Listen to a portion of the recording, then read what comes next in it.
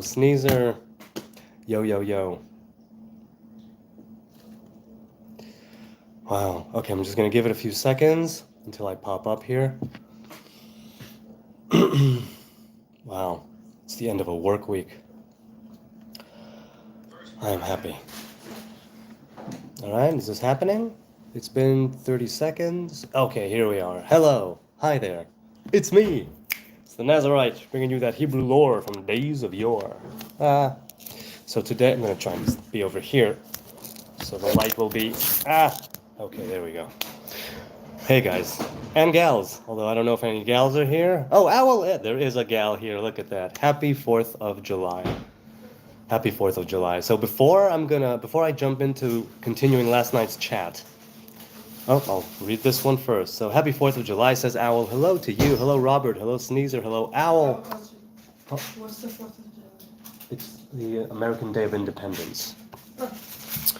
Okay. Well, wait, could you turn that off, man? Oh, no, you didn't.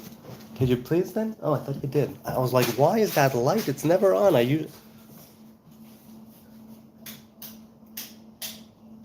Oh. Okay. There you go. And this one, please. Yes. There you go. Okay, sorry, technical difficulties. There we go. I just got the prototype, says Sneezer. The prototype product for my new company working. So happy. A prototype product. Good for you. So, could you give us any insight without giving away too much? Congrats, indeed. Congratulations. When something works, it can really be a wonder. When you work towards something and you're able to bear the fruit, to reap the rewards, there's something so good about that. Obviously, even after you have a working prototype, you have everything to do with making it viable as a business, because you said a company. If it was just a hobby or anything, I wouldn't even bother mentioning it. But there's still so much more involved, and I hope and pray, because you need a lot of, a kind of serendipity, a kind of hashgacha, as it's known in Hebrew, where God is watching over and goes, poof. When things align, it can be very fleeting. That's why I'm taking the time to acknowledge it here and now. Obviously, you're doing the same. I'm really happy for you. So let's see.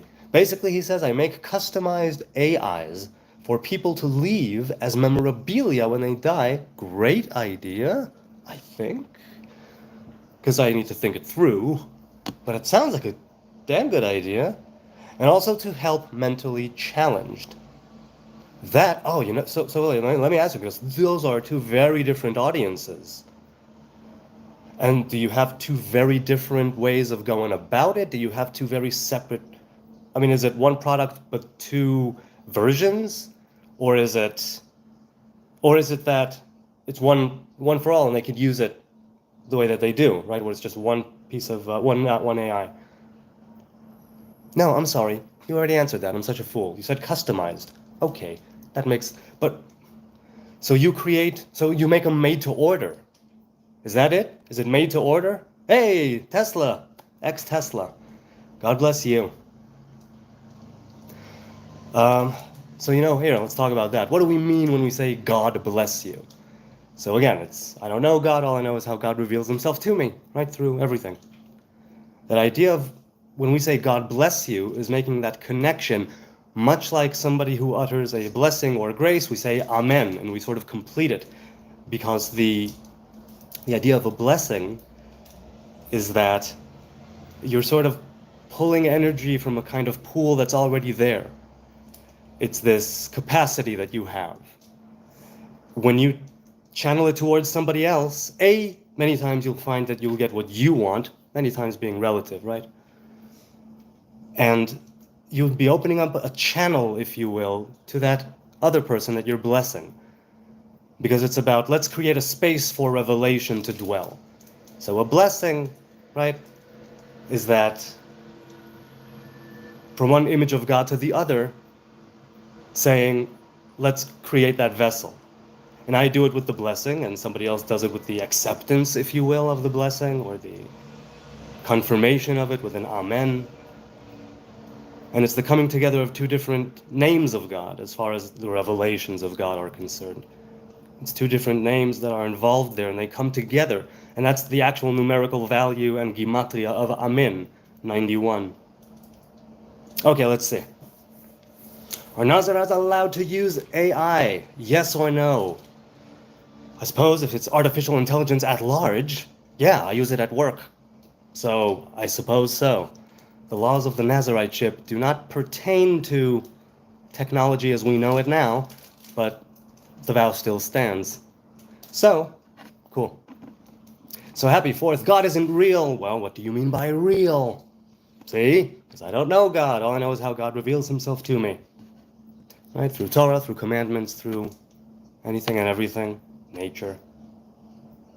BMXers with dreadlocks says, I got hit in the balls, not hard, by the bike and a flat tire today. Did one precede the other? Was it a flat tire that caused you to hit your balls? Or did you hit your balls and as you're tumbling, off the bike, you also understood you had a flat tire? Which is which? So a lot of people here in the chat right now, I guess, it's a day off in America, right? So hello from Jerusalem. We've got Palestinian flags here. We've got folded hands. We've got hearts here in the chat. And we've got, let's see, we've got Haki or Hasi.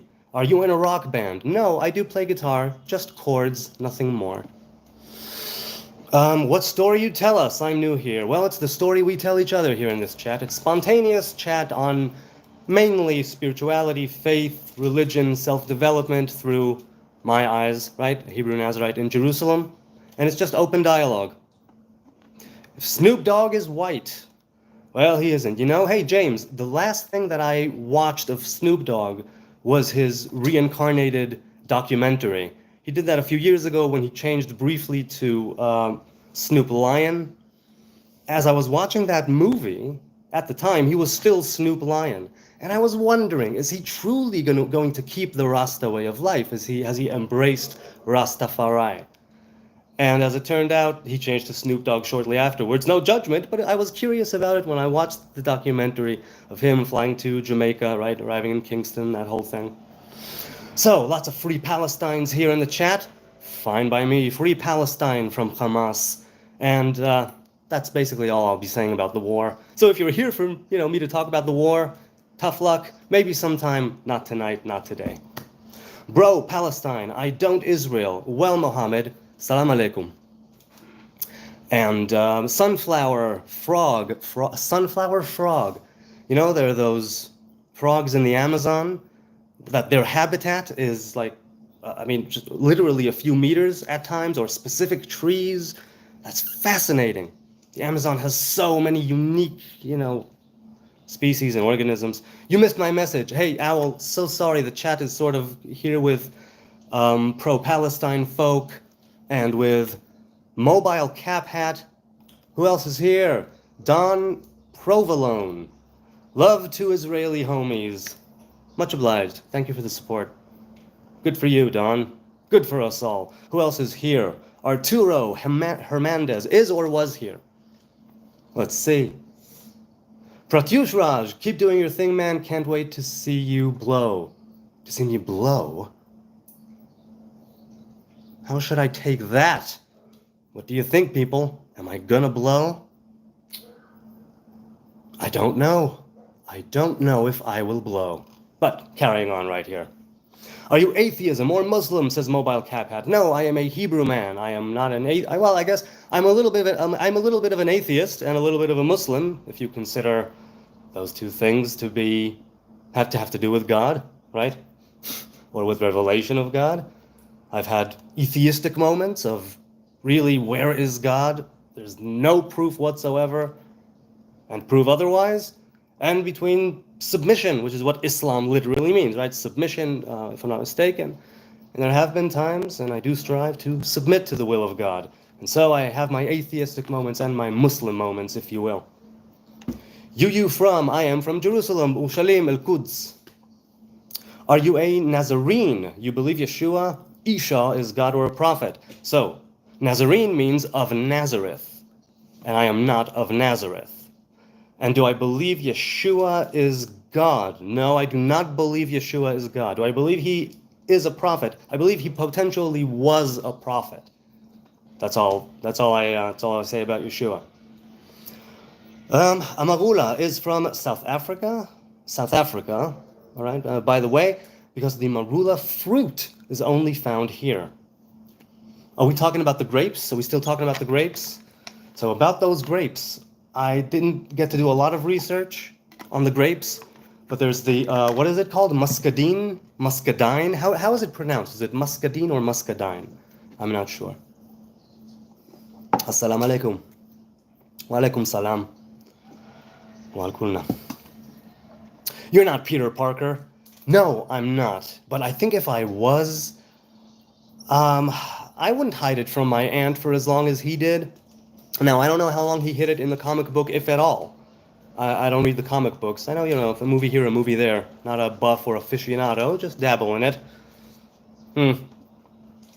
Alright, so no, I'm not Peter Parker. If I would take photographs for the Daily Bugle, I don't think they would run them. So it's better that he's doing it. Muhammad says, free Muslim. Now, free Islam, free Muslim. I love Palestine, Uzbekistan. Hello in Uzbekistan. Hello from Jerusalem.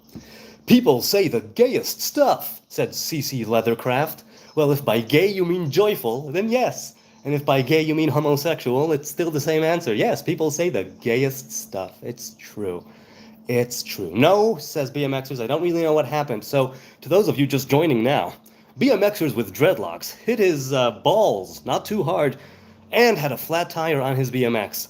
Presumably, it was the dreadlocks, tragically, that got caught in the spokes and drove him to get his balls hit with his flat tire. Did I get that right? I don't think I got that right. Okay, so Workin' Smart says Jesus is the Son of God. You know what? I don't see that happening, but good for you. Go with Yeshua, go with your Jesus if that's what you wish. Go in them and take some cookies from this dish. So Workin' Smart. Is it work and smart or workin' smart? Both of them are acceptable. Is there a real difference? Yes, there is, because you can be working smart, but not smart outside of work. So, working smart, work and smart, there's just so much. Peter Parker, I'm your dad. Papa. Papa. Don't cap. That's good to hear. May God bless you, brother. It is good to hear. I'm not sure what it is you're referring to, but because I'm reading it sort of retroactively as it's coming in here and there. We talk football.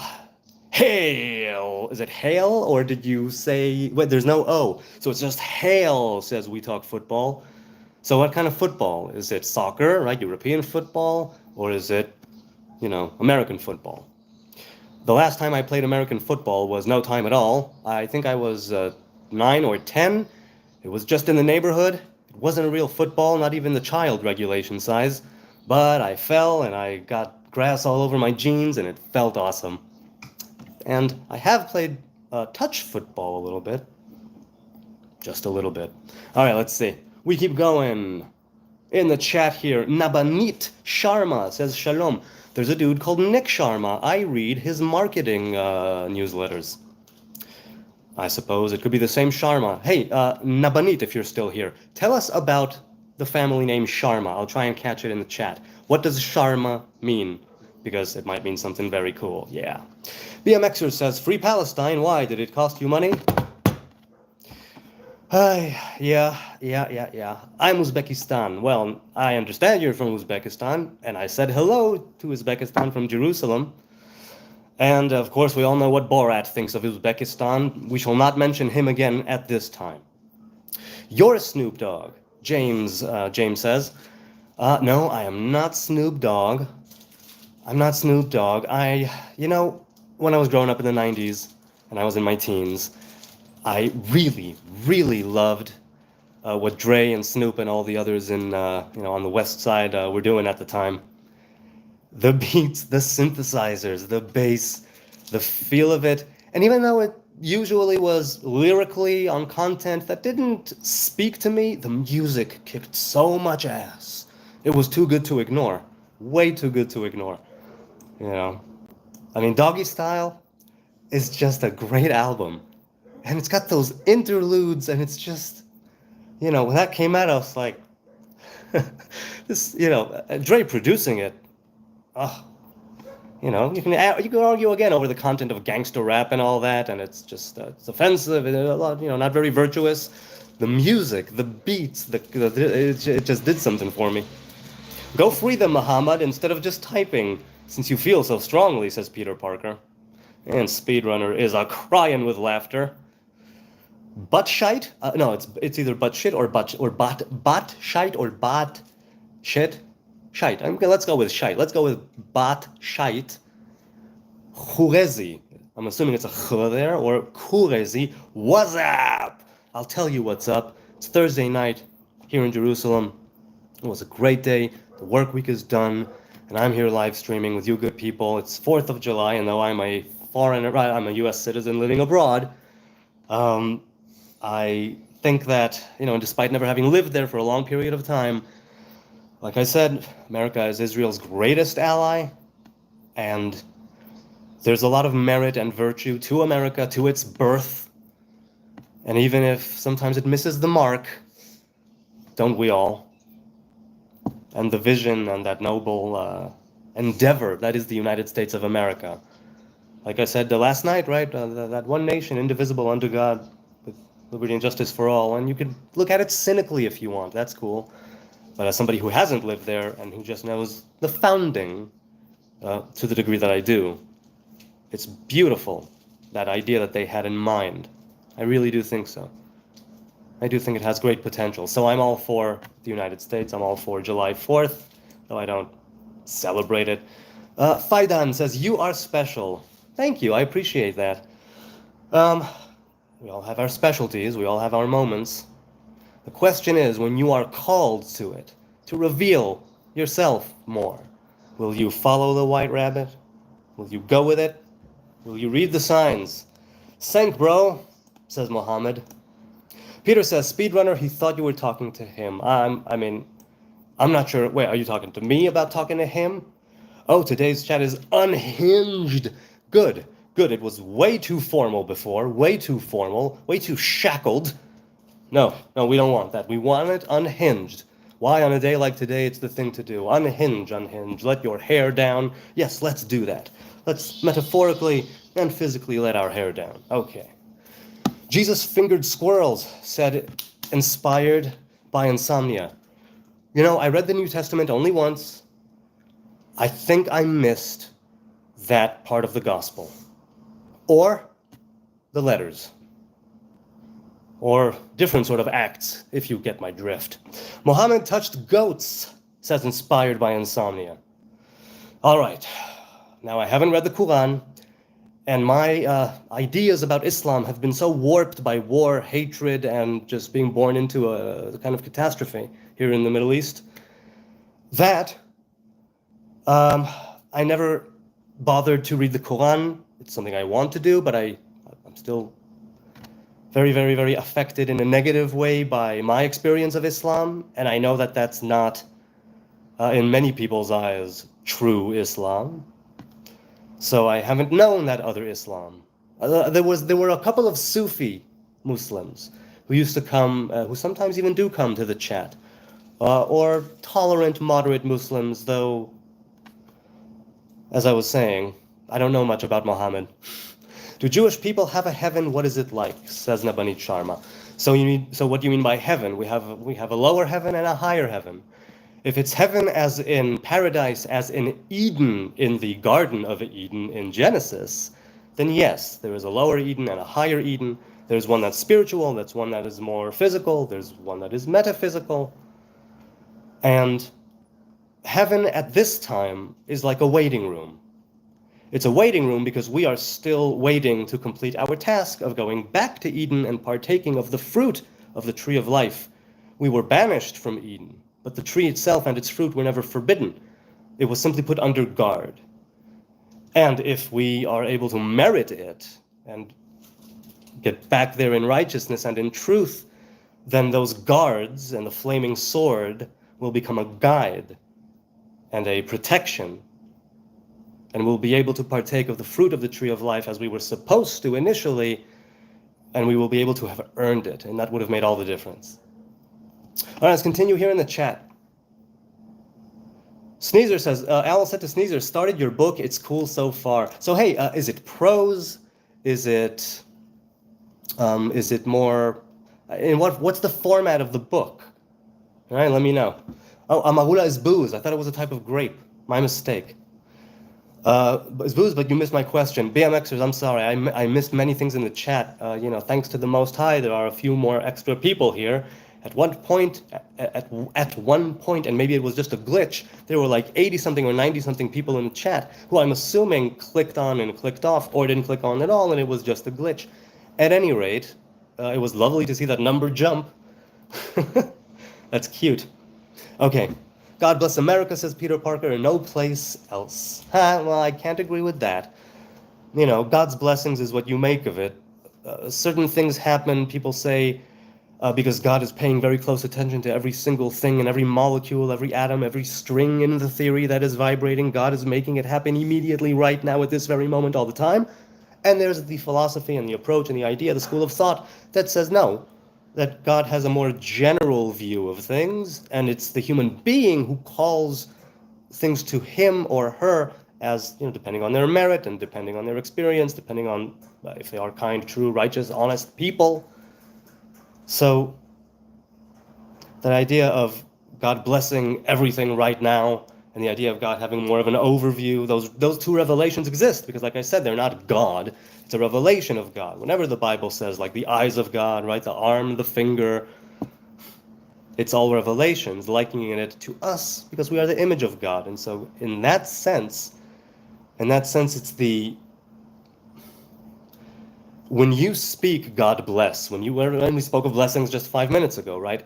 You open up a channel, right? Hailing frequency is open. When you mouth it, when you speech it, because like God brought creation into being through a revelation of speech, when there is a human revelation of speech, it also has that effect, more minor, depending on the circumstances. But we are also the creators and destroyers of worlds. That's what that is trying to teach us. God bless America and no place else. Hard pass on that one, but I understand why you're saying it. It's Charmaine. It's the toilet paper. I don't think I've ever used it. We have our local brands here. And I've used a few things that are sold in other, international... what, Snoop? It's a toilet paper. No, I have not wiped my butt with Charmaine. Or you know what? It could very well be that I did and I didn't know. There you go. So I have. Well, now that that's out of the way. Speedrunner says, may I ask, what is the white rabbit and why should I follow it? What if it just leads to another rabbit hole? I'm tired, boss. Okay, so this is about reading the signs, right? Now, Neo in the Matrix got a pretty clear sign, follow the white rabbit. The thing is this, metaphorically speaking, it's what you read, right? Neo read that sign, and so taking it here to our experience, and why I said that, okay, is because the white rabbit can appear in many different ways. It's knowing when to read, it's knowing how to read the situation and going for it. There is a kind of leap of faith at times that you need to engage in. And when you follow that white rabbit, the rabbit hole that it leads to would be one of your choosing. And then it becomes a choice of whether or not this is being productive and serving me now, but also me 5 years from now, 10 years from now, 6 months from now. That white rabbit can manifest in many ways. I'm not going to go with the Matrix analogy anymore. I just said it to make a point. Why should you follow it? You shouldn't always follow it, I suppose. People have gut feelings. People have intuition. People have things that they think are signs, but they misinterpret them, they follow them, and it leads them down a rabbit hole. And this is partly why in halacha, in rabbinic law, right, Jewish law, you're not supposed to be guessing signs. Usually you're not even, supposed to ask for a sign, though many individuals have. I have. So why you should follow it? I think you need to ask yourself that question. It's not something that I can provide. But the white rabbit is that thing that calls to you and says, follow me. And Neo follows, right, after he reads that on the computer, he follows that de jour to that club where he meets Trinity and the whole thing unfolds, right? It's that inciting incident. Okay, let's see. I'm sorry? I can't hear you. Yes, of course. Okay. Are you a Jew or Gentile? I am a Jew. My family traditionally comes from Judea, from the kingdom of Judah, so I am a Jew. Yo, not the real Vesh? Vesh, wait, what does Veshrem, is it Veshremai or Veshremi? Yo, not the real Vesh. Okay, you know what? Considering the fact that I don't know what the real Vesh is, I'm gonna go, you know what? I am not the real Vesh. I am not the real me. What you're seeing is just pixels on a screen. So, we're both right, huh? I'm not the Vesh. This cup is not the Vesh. But what is the Vesh, or who is the Vesh? Please do tell. Okay, let's continue. Let's go a little bit down in the chat. I apologize for all of the chats that I'm missing right now. It's, a lot of people. All right, Taylor says, thank you for being so calm about the potential Hezbollah war. It's reassuring. You have faith then that God will protect Israel from Hezbollah and Iran. I have faith that Israel will protect itself. Israel is, at least according to Torah, a nation which has the burden and responsibility of being that image of God among nations, right? If humanity is the image of God among creations, Israel, temporarily, because it's supposed to spread, is that image of God as a nation goes. And this is not to say that other nations can't connect to God, can't have a relationship with God, but it is to say that the Hebrew people and Adonai have a covenant which is uniquely theirs. So again, you can say that about other nations too, and their gods, or the Hebrew God, as the case may be.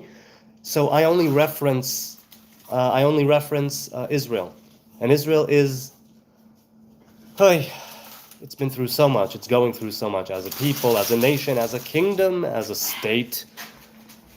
But the idea lives on, and the people of Israel persist. The people of Israel are resilient. And the Rav Kook, Rav Yitzchak Avraham Kohen Kook, who was the first chief rabbi of Israel in the early 20th century, he said, the eternal people do not fear a long road. And, well, that pretty much sums it up.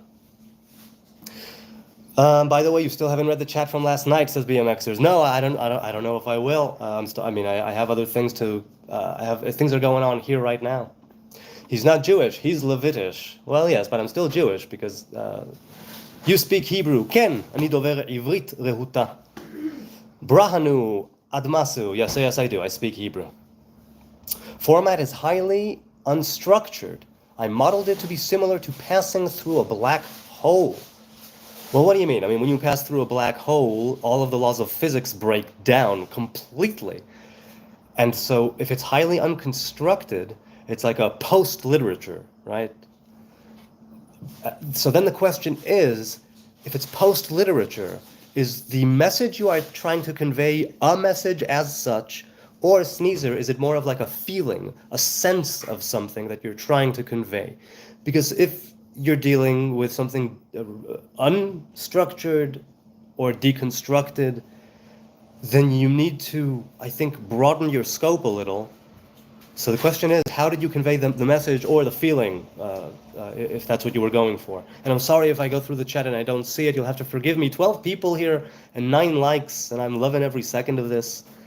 It's so much fun to engage with you. It's so much fun to share these moments with you of chatting spontaneously, trying to expand our minds and our experience.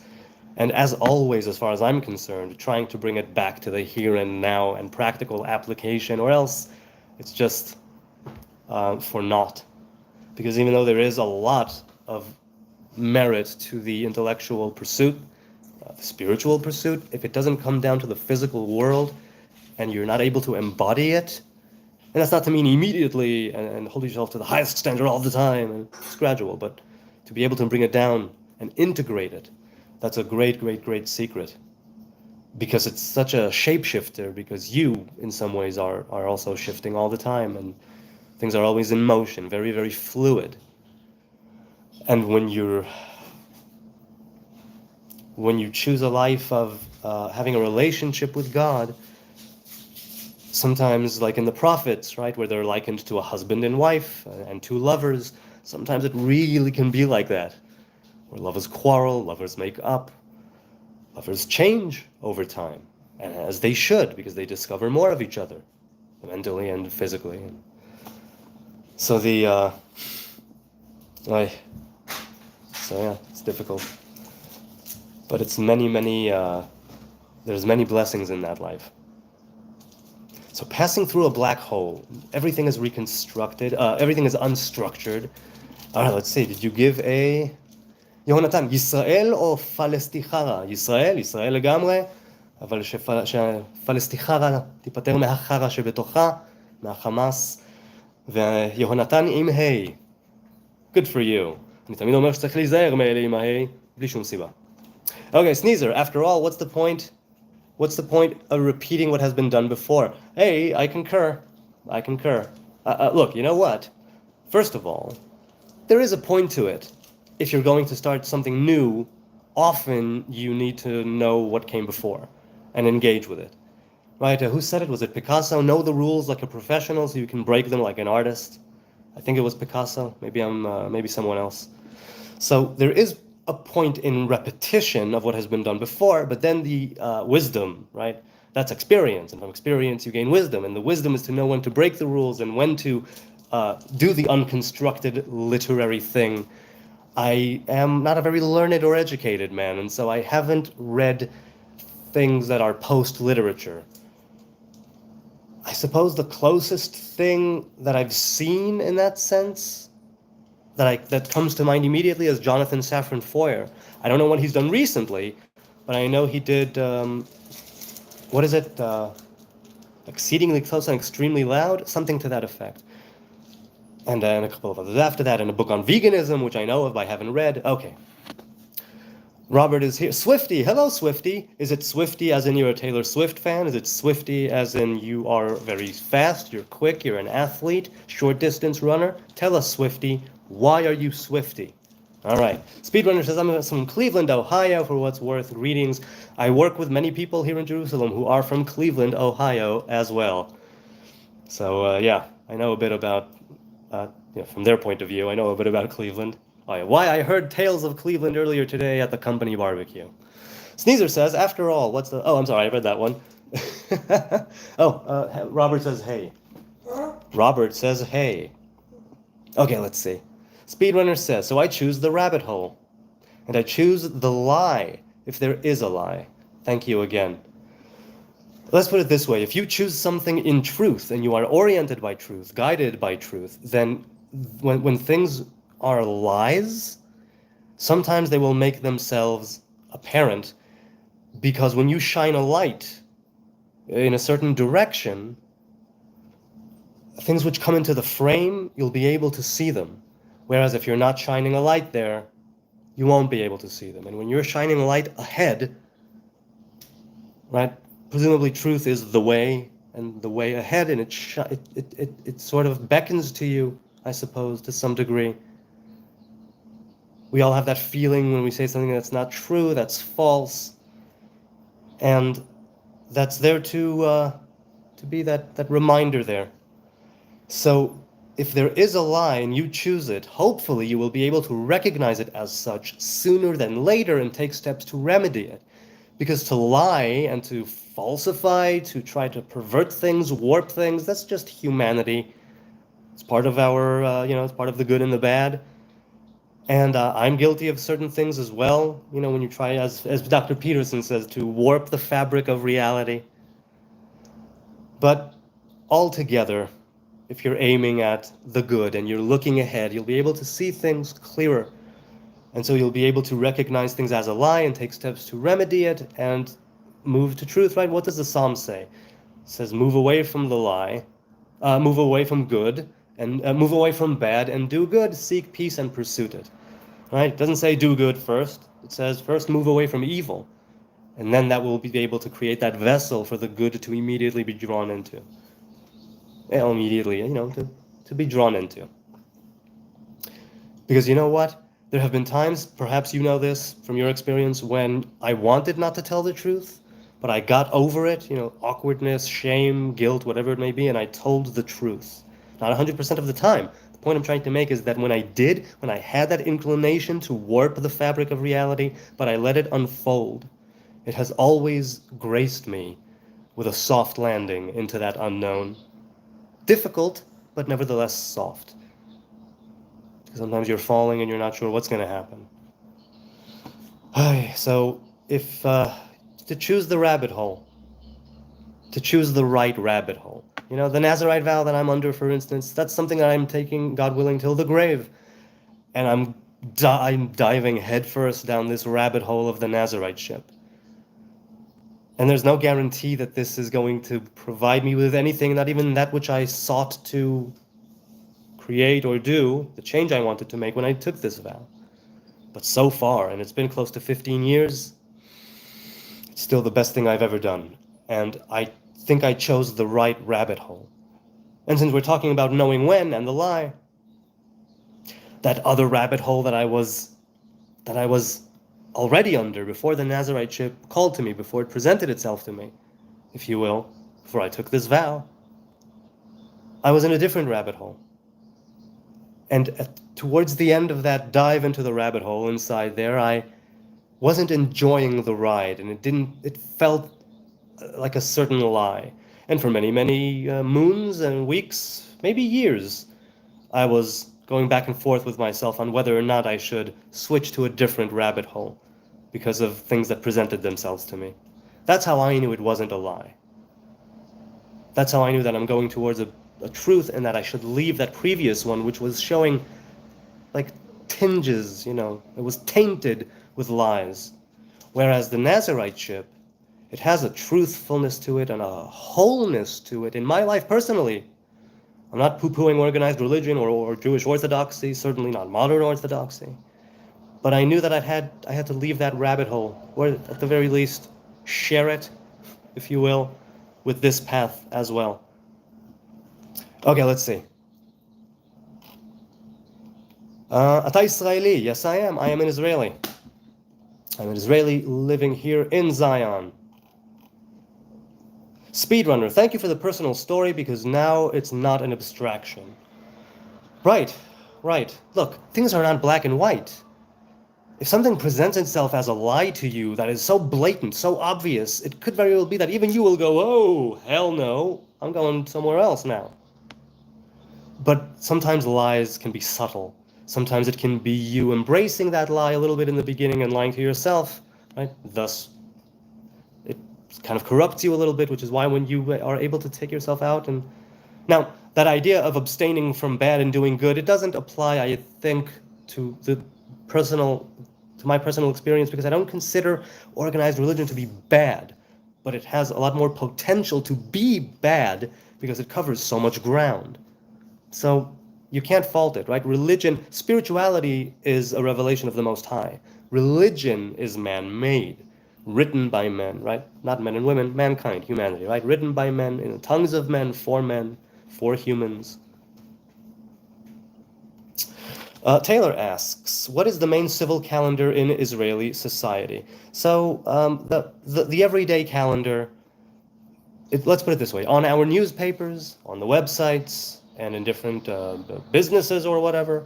Businesses more the Gregorian calendar, but official things and go with the Hebrew and the Gregorian. And I wouldn't be able to tell you if you stopped a random person on the street. Well, Jerusalem may be a sort of outlier, maybe not, but if you would stop a person on the street and you would ask him what is the Hebrew date, could very well be that they'll know. Maybe they won't even know the name of the month. Maybe they won't even know the number of the month, let alone the number of the day. But both calendars are used regularly, officially and unofficially, formally and informally. But in the regular, mainstream, everyday business, hey, let's make an appointment, it's the Gregorian calendar, which is the mainstream. Which one is used more often? Well, okay, so I guess so in Israeli society as such, I would have to say it's the Gregorian calendar, but certain festivals are obviously on Hebrew dates, and they are marked by the Hebrew names, right? And they are named after them, things like Tu Bishvat, Tu Be'av, or Tetvav, meaning the 15th of Av, the 15th of Shvat, right? The names of the months, the the Assyrian, Akkadian names of the month, because in the Torah it's just the first month, the second month, and so on. Owl says, so I was saying earlier, my father is in the hospital. He is okay, but last night someone in his room died, and it made me think about the Nazarite vow. If you can't go to hospitals, what about emergencies? So once again, if you are under the Samson vow, then you can come near dead bodies. And like I said, highly convenient if you want to go all in to do the Samson vow. If you're called to that one, people are called to different types. There are 4 different types of Nazarites. So it made you think about it. First of all, I hope he's okay. I hope he recovers, right? A swift recovery to your father. May he be back in amazing health, even now, this very day of celebration in the United States. And as for going to emergencies, that, depending on the emergency, let's put it this way. I don't know if you were here for that, but when I took my vow, I was still serving in the reserves, and I'm, by military trade, I am a field medic. And when I took my vow, I was still serving at the time in the reserves, and I was going every year, sometimes a few times a year, into the reserves. And so since I knew that there was a chance that I would come into contact with a corpse, right, with a human dead body, then I knew that for me it would feel dishonest and kind of a paradox, if you will, to take that vow of abstaining from defilement of death, and yet knowing full well there's some chance, with my military profession being what it is, that I would encounter death. So if I was someone who did not want to take the Samson vow, what I would do, if I'm Jewish, is, and you know that you want to continue going to graveyards, hospitals, emergencies, whatever the case may be, I would say that you take on the vow not as a vow, meaning you take on the practices of the Nazarite indefinitely, and you can stop it at any time. You specify it's not a vow, but you take it on. And it starts teaching you things as you embrace this way of life. That has been my experience. That has been other Nazarites' experience that I've discussed it with. It's an unlock that, I've likened it to a small thread, right, that holds the entire earth. It's this tiny thing on which your life itself, and the way you lead it, can hang. So you could say I'm putting a lot of stock into this, and you can be right about that. I am, which is why I'm taking your question very seriously. And I would say that you should let it teach you then without the vow, and in time, if you want, if it won't be a question anymore, then perhaps, if you are called to do it, if you are so inclined, take any number, right, any one of the Nazarite vows. Just consider the fact that there's no temple, but I digress. So it's a personal choice, much like the Nazariteship is a personal vow. Speedrunner says, may I ask another difficult question? You can also skip if you want. Do you believe in the walking dead? Okay, so first of all, it's not that I'm skipping knowingly, consciously. Sometimes I am, but I'm not looking, I'm not going to say this, I'm not going to say that, I'm not going to say that. You see me, I'm here blah, blah, blahing already for 44 minutes or so. Could not be more grateful for all you good people sharing these moments here with me. It's so much fun. I am having a blast. Thank you. Do I believe in the walking dead? If by walking dead you mean dead which have come alive, not a zombie in a different reality, brains, but actually come back and be the same person, at least externally, in all ways, basically in all ways, it means by and large be the same person as you were before you died. So we know that there are a couple of accounts in the Bible, the Hebrew Bible, right, which say that the dead rose.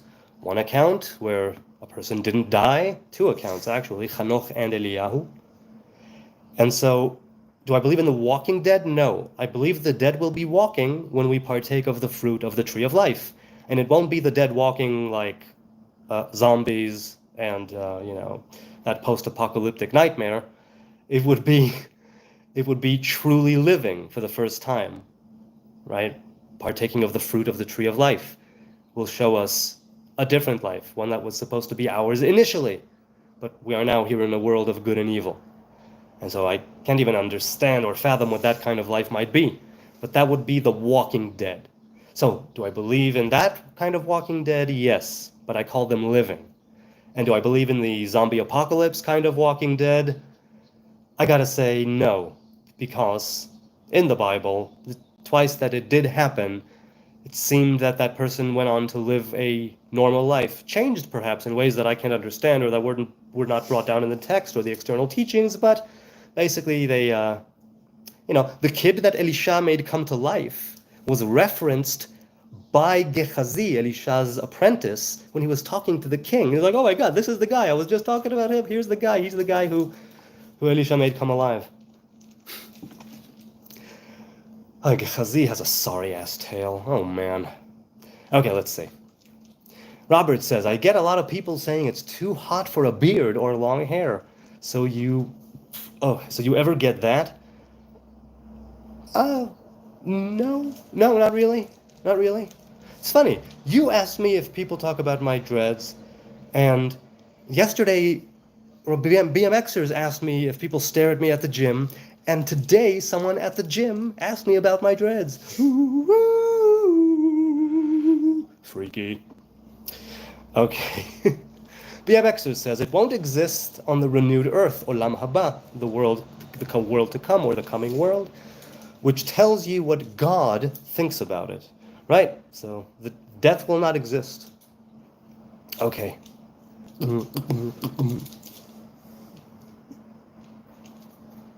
BMXers, Hebrew Nazarite is ignorant tonight. Oh man, you have no idea. I am ignorant each and every night. I draw at different threads of my memory, and I draw on experiences that I've had, but I am wholly ignorant of so much, which is part of why I'm doing this, because it helps me be less stupid. Andre, happy 4th. Happy 4th indeed. May the 4th be with us all. Taylor says, what do you think of the Samaritan Israelites? Have you visited Mount Gerizim, right, the mountain of blessings, and or Nablus, which is Shechem? Have you read the Samaritan Torah? So the question to all of the, have you visited this or that or read? No, I have not visited Shechem. Oh, maybe I did once, but not in the context of the Samaritans, but in the context of the grave of Yosef, right, of Joseph. I have not visited Mount Gerizim, at least not in my memory. Right, so Mount Gerizim, the two mountains, for those who are uninitiated or who don't know, there were two mountains when Joshua and the Israelites crossed the Jordan. They had a ceremony on two mountains, six tribes, the Levites in the middle, the blessings from one mountain, the curses from another, Har Gerizim and Har Aival, respectively. And Har Gerizim is known as Har HaBracha, although there is a different Har HaBracha, I suppose, but it's the mountain of blessings, Mount Gerizim. The Samaritan Israelites hold it to be sacred, holy, and the place of the temple, if I'm not mistaken. And I think, if I'm not mistaken, once again, to this day, they slaughter the Passover lamb, the Pesach, over there on the mountain, on their calculation of the 14th of Nisan, right, of the first biblical month. So I have not read the Samaritan Torah. I'd like to very much. The origin of the Shomronim is fascinating to me, right? Back when the kings used to take over a place and they would displace the different people that they conquered, like disconnect them from their homeland. And Shomronim were people who came from, what were they? I don't remember. They were 3 or 4 different peoples, rather. And they arrived in Samaria, in Shomron, in the former kingdom of Israel, right? The king of Assyria, Shalmaneser II, I think it was the second. He banished the 10 tribes. He brought others to live there in Samaria, and they were taken by wild beasts, and they were slain. They were taking a major hit, and it was because they weren't worshiping the God of the land properly. And so they brought a priest, or several priests, and it says one, but it may have been several, back from the diaspora, from exile, in order to teach the Shomronim, the Samaritans, how to worship God in their way here in the land of Israel, right? Here in the land of the kingdom of Israel. I'm pretty sure that's their origin, and it's really, really cool. What do you do if you need medical care? I don't know what you mean. If I need medical care, I seek medical care and hopefully get medical care. Practice self-care as well. Please poo-poo on religion for me. Give me a sec. Okay. Whew. That was tough. Very interesting, thank you. Thank you. Especially it's, taking into account what I just did. Very interesting indeed. Isn't it? Isn't it? Let's continue here. BMXer says, no, not what I was talking about. I was talking about organized religion. Okay. Wait, you know what? Have I been leaving the frame this whole time for a long period of time? You gotta tell me these things, people. You gotta tell me, find a different angle. Because I did a different one back when I just started 50 minutes ago when the light was on. Okay, let's see. Okay, so they define the new moon as the complete dark moon, says Taylor. Unlike the rabbinic calendar that says the new moon is the sliver crescent, so the Samaritans are 1 day ahead. Ah, indeed they are. BMXers says no. Oh, yeah, read that? Right, Shem, not Nablus. Right. How's the newlywed couple? Oh, I haven't spoken to them since I celebrated that final feast with them. But I think they're doing well. Speedrunner says there's a rolling troll farm that pops in and out of channels. Funny you don't see them so much. 3 to 7 a.m. Moscow time. So please enlighten me. I am ignorant. What is a troll farm? Is it a bunch of people? Because wouldn't that be a raid? Or is it a raid when they actually have like malicious intent? What's the difference between a troll farm and a raid? Do enlighten me. I'm curious. Okay, you know what? Let's see. Can I? Okay, so now that I'm done with this chat right now, let's go to the previous chat that I wanted to go to. Okay. Sneezer said yesterday, I would be willing to support Mandarin as a world language. I think there should be a new, more... Oh, you know what? I read that one last night. Which one? Where was I? Where? Was it the chat before that? Bear with me, good people. It may have been the chat before that I didn't get to, but I don't think so. You know what? It doesn't really matter. It doesn't really matter. I'm not going to bore you with that. Let's read a couple of comments that came in earlier today. So BMXers forgot it was the 4th of July. All right, you're South African, you know. Love the glasses, man. So yeah, I did a short earlier today from the company barbecue. I was on a big swing, a very tall swing, I mean. Not big, you know, but tall. And I was just enjoying the sunlight in Zion, in the playground, and the smell of the meat, which I don't partake of, but I do still think it's a great, very appetizing scent. So I wouldn't want to necessarily put my nose in a steak or anything, but it was a very pleasant scent coming from the barbecue. So yeah.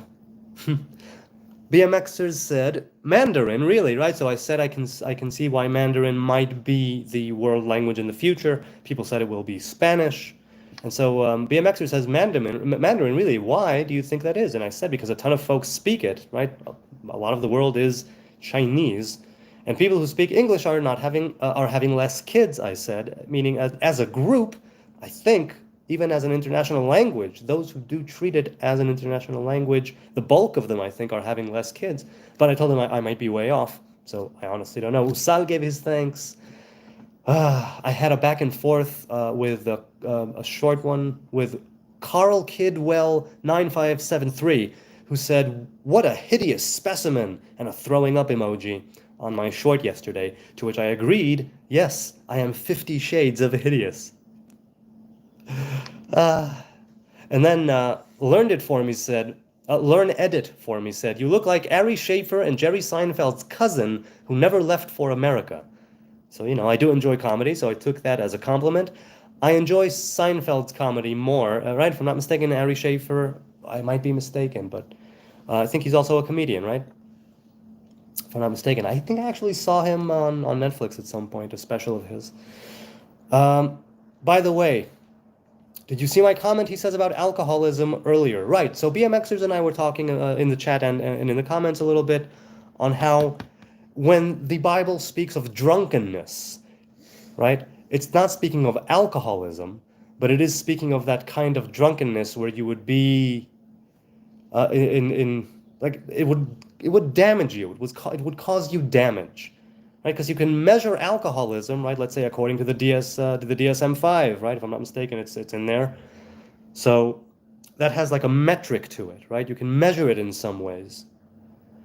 And the idea of being drunk in the Bible is that thing which causes you to go down a dark path. Now, there are some high-functioning alcoholics in this world who I think would be good people. It's just that, let's say, problems with alcohol, according to the Bible anyway, and we see this in life, they tend to turn you to a place where you lose touch with yourself. And you start doing things that are, quote unquote, not you. And it's the booze that's driving it. And the Bible and the prophets specifically speak of those who have wronged themselves with wine and gone astray with drink and that whole thing. So he says it wasn't alcoholics, right? I typed the whole thing, he said, and it was deleted. Okay. We were also talking about Hindi and Sanskrit, but I think, okay, so he said, we were talking about Hindi and Sanskrit, and he said, yes, ancient Hebrew as a spoken everyday language with Sanskrit is dead, right? So along with dead, meaning along with Sanskrit, biblical Hebrew is not spoken as everyday language, right? He says it's not spoken by large groups of people like modern Hebrew. So yes, that's right. And he says even if there are people who can speak it, it's not spoken and written everywhere across the board, right? It's so the biblical Hebrew is saved for the Bible and the different prayers, right, which are in Second Temple era language and things which came before that. So the Mishnah, for instance, right? The Mishnah is written in really, really great near modern Hebrew. The terms may be more, right, more archaic, obviously, because the Mishnah was sealed about 1,800 years ago, something like that, about 1,800 years ago or so, something like that, close to 2,000 years ago. And it was after the destruction of the temple. They're not referring to Paleo Hebrew, though. No, I don't think so. Paleo Hebrew is... I don't think that people write in Paleo Hebrew, even if they do speak more biblical Hebrew. And ironically, the ones who speak... Well, not ironic. The ones who speak the more biblical Hebrew, if you will, they would be using it more and more in everyday language because there are so many biblical references and so many, phrases and turns of phrases and different things. And so it's something where, much like Aramaic and much like Arabic, it is part of the mainstream language. It is part, in some way, of the mainstream language. It's not that you'd never hear it, right? If anything, it's in phrases and sayings and such things, right, that still exist in modern Hebrew. So no, they're not referring to Paleo Hebrew. The ancient Hebrew would have sounded more like Arabic. I'm sorry. They think that the ancient Hebrew would sound more like Arabic or the made-up Hebrew by the black Hebrew Israelites, he says. I've heard of the type of Hebrew that the black Hebrew Israelites speak. I've never understood it. I never really looked it up either, so it's not that I gave it a shot. I just know that Hebrew does come in different flavors and even letters, right? Ktav Ashuri, Ktav Meruba, different ways of writing and dialects and whatnot. So I think there is a great blessing in any type of Hebrew, a lot of symbolism in any type of Hebrew. And the fact that there's biblical Hebrew also in everyday language is a great blessing, I think. Let alone, not to mention when you're actually learning from the Bible. Okay. Where were we? Is there anything else in the chat? Let's see if something came in. Okay, let's see. So a few things came in. Okay. So, Speedrunner clarified, and he says, I'd say it's like a raid, like you said, the brigade raid, okay? If you hang around YouTube live enough, you'll see them. Chicken Oreo. Please tell me that's not an actual flavor of Oreo. Although, if it is it the vegan kind? I doubt it. That would be truly ironic. What does the name Emeth mean? Well, Emet, not with a soft T, but with a tough T, right? A hard T, a T, not a th. Emet means truth. Emet is also the name of one of God's revelations. Emet is also a word where if you spell it out in Hebrew, each one of the letters as they are shaped, the Aleph, Mem, Tav, Emet, the shape of it means that it has, you can see it, right? If you look it up, you can see that each letter has a base to stand on. Whether it's two legs, whether it's a flat base, and in Hebrew, the word for lie, as opposed to truth, is sheker, shin kuf resh. And those three letters have no leg to stand on. And it teaches us that there is a basis for truth that can't be moved or shaken. There's that thing which emet stands on, its revelation in the world, and when we invoke it and what it does to us, and whereas as opposed to lies which fall down. That doesn't mean that you can lie to some people all the time and all the people some of the time, but you can't lie to all the people all the time. I think that's also true to the individual. So that's emet, and it's a lovely Hebrew word.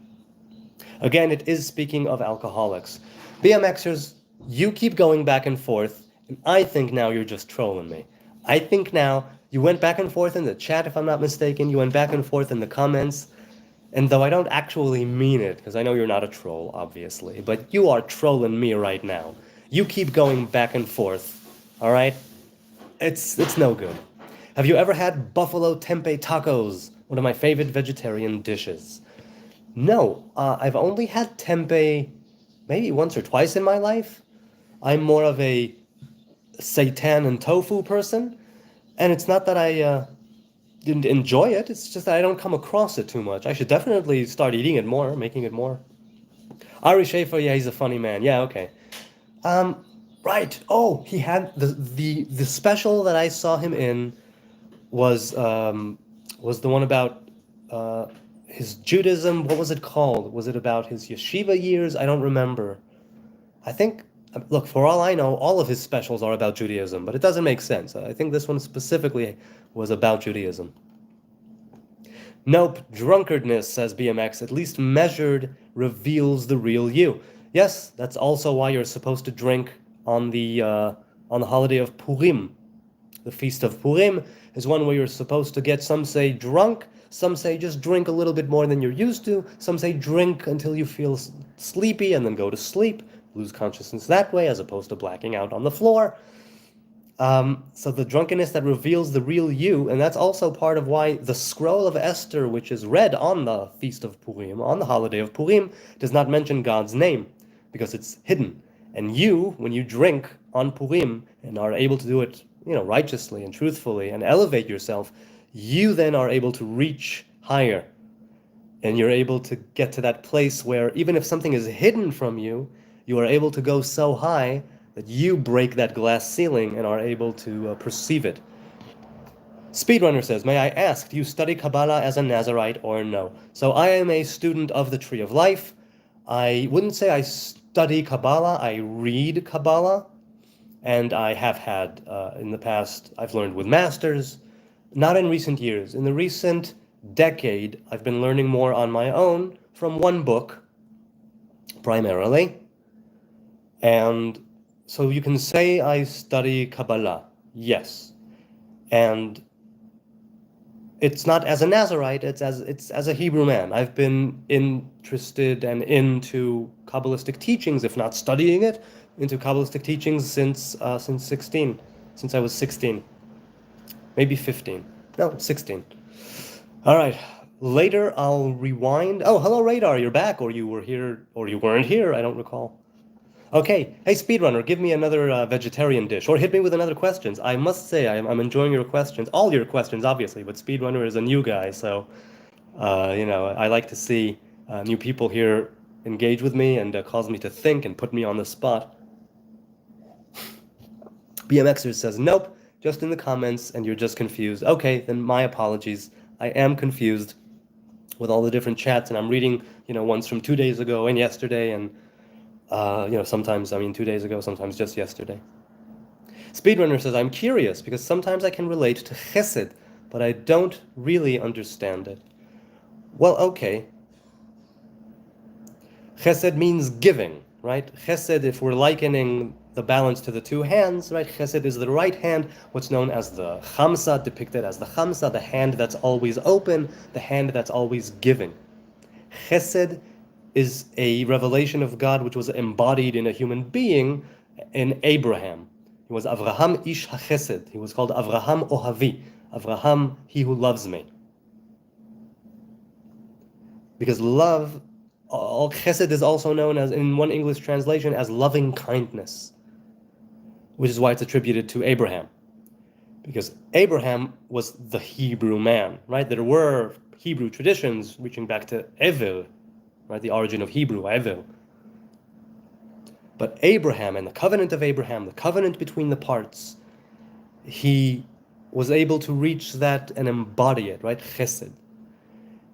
And Chesed, in other words, he gave birth to Isaac, who gave birth to Jacob, who gave birth to the 12 tribes, and here we are.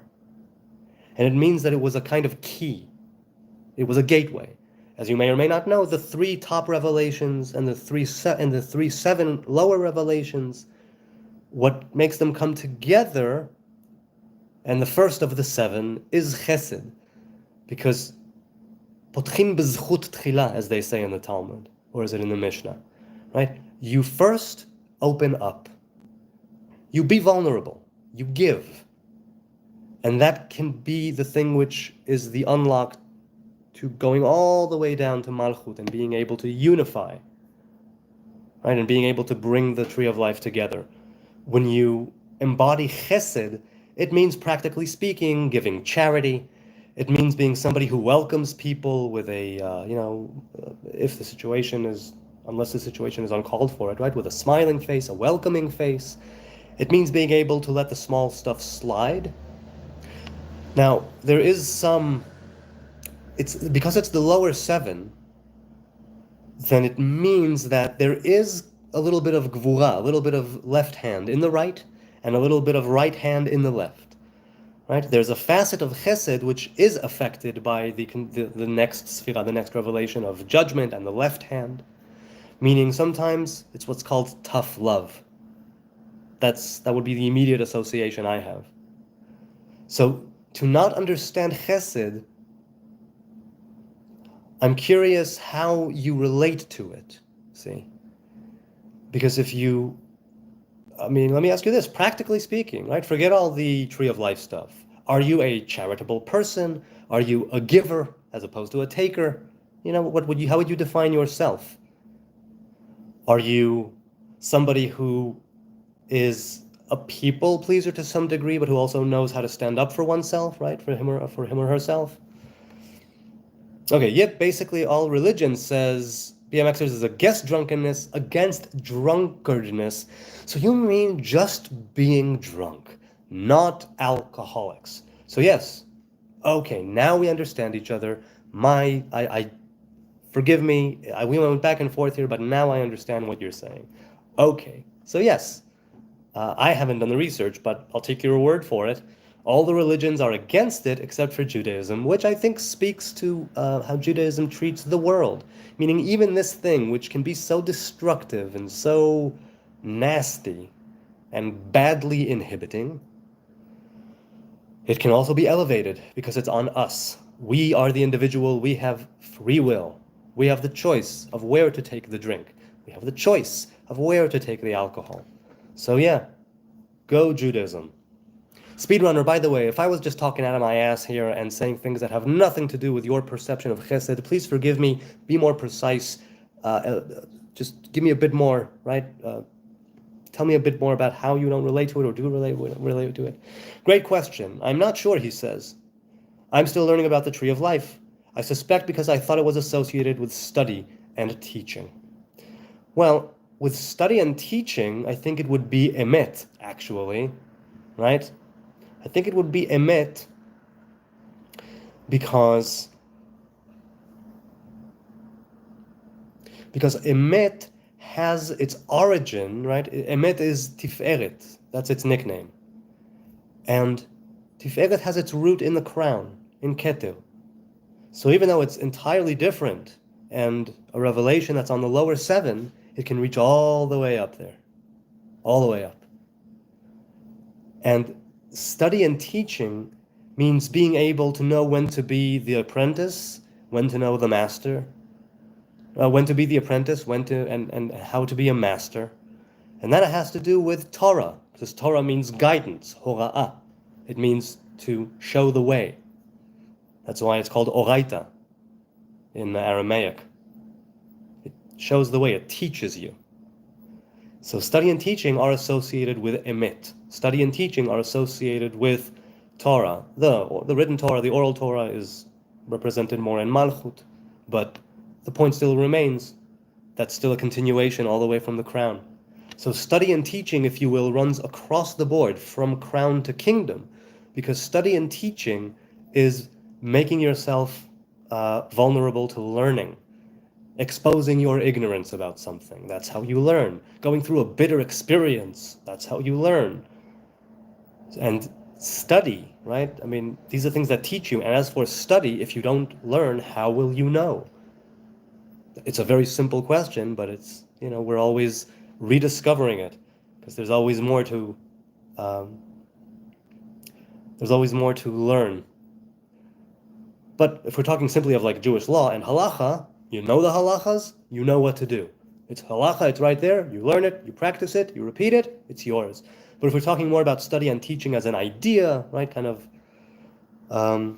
in the way that it is embodied in the tree of life and in divine revelation, that idea of study and teaching in the human being as the image of God, it runs from crown all the way to kingdom.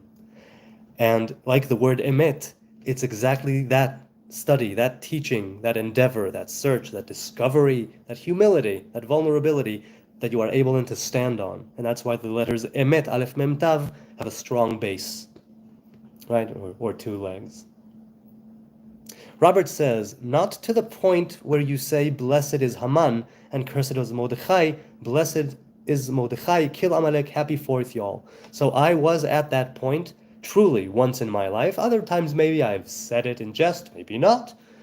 But there was one time in my life where I was there. I was completely there. Soon after that, I gave up all alcohol, because that's what I consider to be the highest high of my alcohol, as opposed to the lowest low, which was, as we all might remember, I do, being taken home from that concert in a cop car on Sabbath Eve, on Leil Shishi.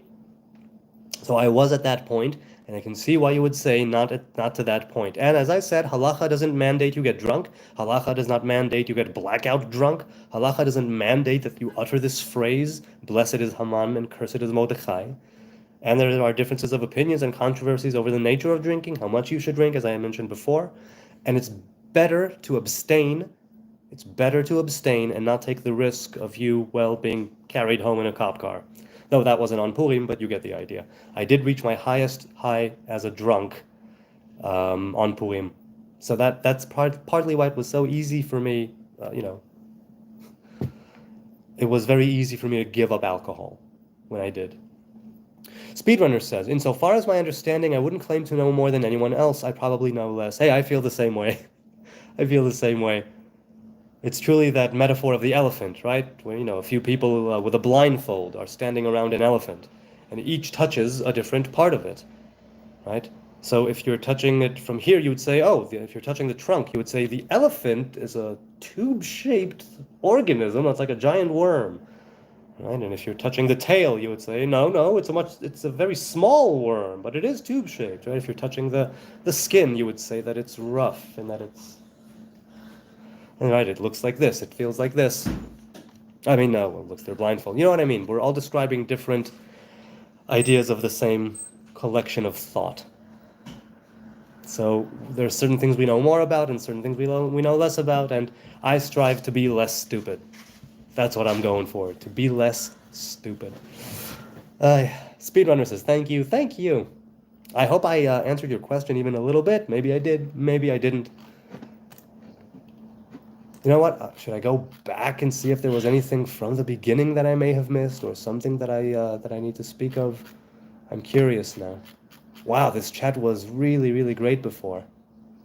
All those Palestinian flags kind of really gave some color to the chat, huh? Okay, so Robert says, Solomon told his son, his bin, to stay away from sun drink. Stay away from drinks. Stay away, my son. To stay away, my son, drink. Yeah, and I can see why. I can definitely see why. Okay. You know what? I think I'm going to say goodbye. How long has it been? Let's see, 1 hour and 15 minutes. All right, that's respectable. That's respectable. Maybe this is the time to stop here. Yes, it is time to stop here. I will say good night to you all. I appreciate your kind attention. I appreciate your engagement. Every word, every emoji, every like, every sub, every time people will go in and out of the chat, you come here even for a split second, I appreciate it. It's so lovely to engage with you, learn from you, try to answer some questions, and it's really, really, really special, and I appreciate it. Let's have a wonderful day, 4th of July for those who celebrate it. Yay independence, yay freedom. You know what? I'll say 2 more words on that. One of my earliest videos, which I think is in the archive of 2018, I spoke of life, happiness, and the pursuit of liberty, as opposed to life, liberty, and the pursuit of happiness. It was a very short video, but I was speaking there of it should be the pursuit of liberty, because liberty, in order to chase happiness, that might lead you astray. But if you find moments of happiness in your life, if you are graced by them and blessed with moments of happiness in your life, and you're able to make a conscious decision to use those moments and channel them in a way which will make you freer of your own bondage, your own shackles, your own inadequacies, that's something that it's just worth more, I think, in the long run, because happiness is fleeting. But when you free yourself of certain, be it bad thoughts, bad intentions, whatever it may be, bad acts, things where you consider yourself failing, because you certainly won't be happy going on with that life. That's the type of thing that makes you unhappy. And so to be able to take those moments, right, of life, happiness, in order to pursue liberty, right? Rabbi Yehuda Levi said that the servants of time are servants, but the servants of God are free. And I've mentioned that many times before here, and it doesn't stop being true. So that's my quick thought for the 4th of July. Far be it from me to say what Americans should be doing now or not doing now. I couldn't speak of it, not even a little. But if we're talking about life, happiness, and the pursuit of liberty, I think that speaks to me more on a personal level. All right. Good night from Jerusalem. This was lovely. See you tomorrow. Not tomorrow. Maybe tomorrow. Will I see you tomorrow? I don't know. But if not, hopefully, God willing, Sunday night, 10 p.m. Israel time. See you then.